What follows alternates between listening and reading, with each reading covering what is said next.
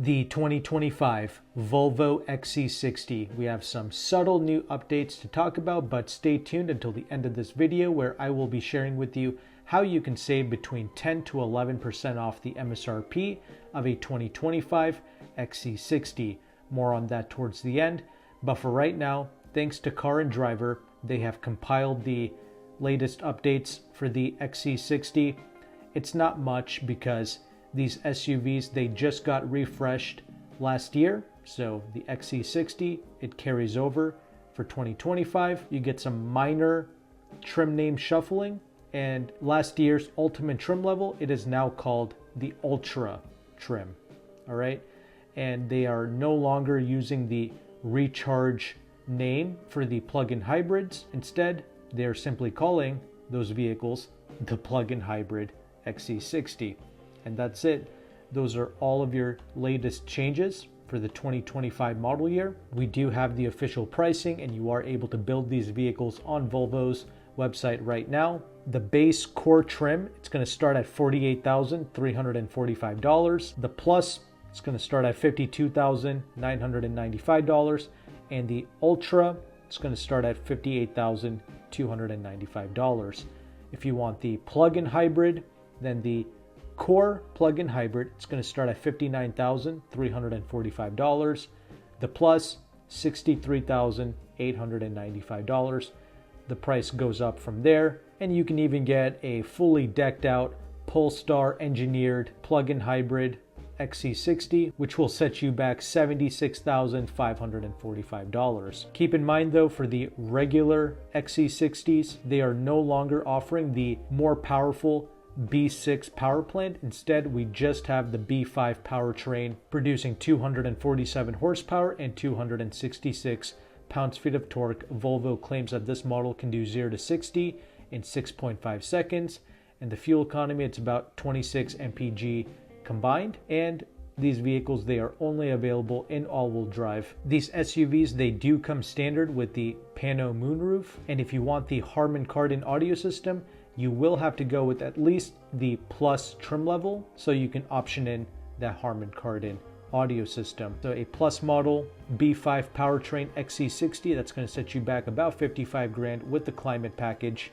to get you the heated steering wheel and the heated rear seats. Overall, I do like Volvo. They do have an interesting driving signature that sets it apart from the typical BMWs, Audis, and the Mercs. Like, aside from Mercedes-Benz, out of all the other European vehicles, these Volvos, they do have some character to it, so I do appreciate that. However, in this instance, the XC60 is probably my least favorite Volvo in the lineup. I honestly think most people would be better off with just the XC40, because you can actually save some money going with that product. It's not that the XC60 is terrible by any means. I've just noticed a better, more consistent driving feel out of things like the BMW X3, the Audi Q5, etc. So that's something to look into. Out of all the Volvo products, when I've tested several XC60s, I would get more of a discrepancy in the XC60 lineup. Like, some of them would ride kind of weird, others would feel just fine. Overall though, it's just not my most favorite vehicle in the lineup. I know some people have taken delivery of the XC60 and they told me that they absolutely love it. Again, it's something where you really have to test drive for yourself to make sure you're getting a good unit. The XC40s and the XC90s that I've tested, they've all been pretty good. But once again, with this brand, it's almost like Lexus. You really do have to do thorough test drives before taking delivery, because there are considerable discrepancies that you can experience within the driving quality. Other thing to watch out for is the infotainment screen. It might not be for everyone. There's obviously no physical separate climate control features, none of that, but it's been that way for several years now with every Volvo, so I'm sure you're already aware about that. The plug-in hybrid models are significantly quicker, producing 455 horsepower and an impressive 523 pounds-feet of torque.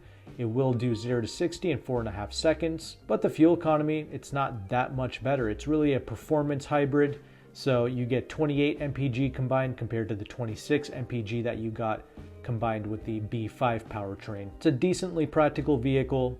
You got 22.4 cubic feet of trunk space with the rear seats up, and you get 63.3 cubic feet with the seats folded down. Rear seating space is average. Then again, most vehicles in this class, X3, Q5, all of the vehicles here, they all offer pretty average rear seating space. Adults can obviously sit back there. It's just that you're not stretching out per se. Really, even the XC40, the much smaller Volvo, offers pretty similar rear seating space and decent cargo capacity as well. That's what I'm saying. It's worth looking into that product as well. We all know that Volvos are pretty safe, but then again, so is the rest of the competition, X3s, Q5s, even a Mazda or a Subaru, even those regular branded vehicles, safety has come a long way with a lot of products. But I do like that these SUVs, they come standard with the blind spot monitoring and the rear cross traffic alert. But that's all of the changes and the updates that you need to know about regarding the 2025 XC60. As promised at the beginning of this video, here's how you can save between 10 to 11% off the MSRP of the 2025 XC60s. You can reach out to AutoCompanion, who is one of the largest car brokers in the United States. He has partner dealerships in the Washington, D.C. area, and they are offering substantial discounts off of pretty much all of the Volvo SUVs. And this is before incentives. I'm recording this video as of December of 2024.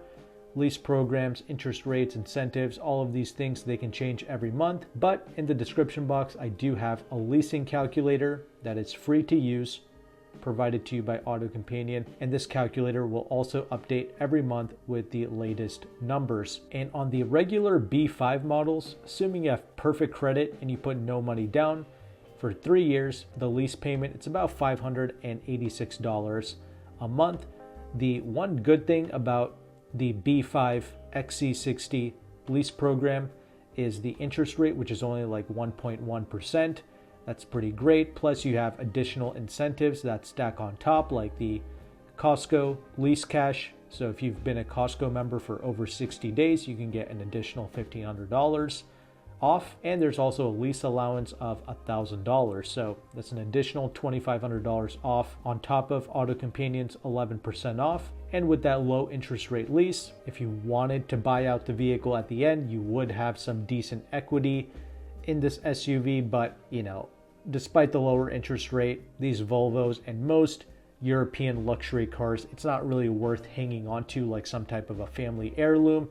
If you're really that concerned about keeping a car for like 10-20 years, these are not the products where you do that with. You're gonna have to look into like a Corolla or something if you want to play that game. But whatever, it's nice to have the flexibility. A plus model plug-in hybrid XC60, which stickers for $66,000 with the 10% discount, that's going to be about $650 a month. And out of all of these Volvo products, the cheapest leasing Volvo is surprisingly the XC90. It even leases out cheaper than the XC40 as of right now, December of 2024. Again, these numbers can change every single month. That's why it's imperative that you use this calculator. But a $62,000 plus trim level XC90, that's going to lease for about $500 a month. So that is truly one of the best luxury SUV deals right now. Again, this can obviously change in the future. And the XC90 has a terrible interest rate on the lease, like 6.4%, but it's got crazy incentives, like $9,000 worth of incentives.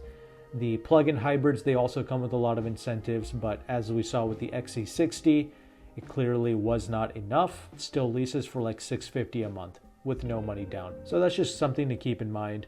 As always, AutoCompanion, he does represent other manufacturers as well, and that's why I partner with them, because he's giving you, the consumer, some of the best pricing while saving you time. So he does have the BMW deals, good discounts on the BMW X3s. None of these luxury cars are cheap, by the way. The other best deal would probably be the Audi Q5 lineup, because they are about to redesign it. So that's something else to look into. Deep discounts throughout the Q5 range, even on the SQ5. Mercedes-Benz, he is going crazy with that. The GLE is easily my most favorite Benz product. Again, not cheap, but worth looking into since there are deep discounts right now, like between 10 to 11, even 12% off the MSRP. Very impressive. And honestly, if you're driving around in a Volvo, you clearly do not care about prestige or anything like that. So if you really want to save some money, but you still want a nice car, I would really suggest looking into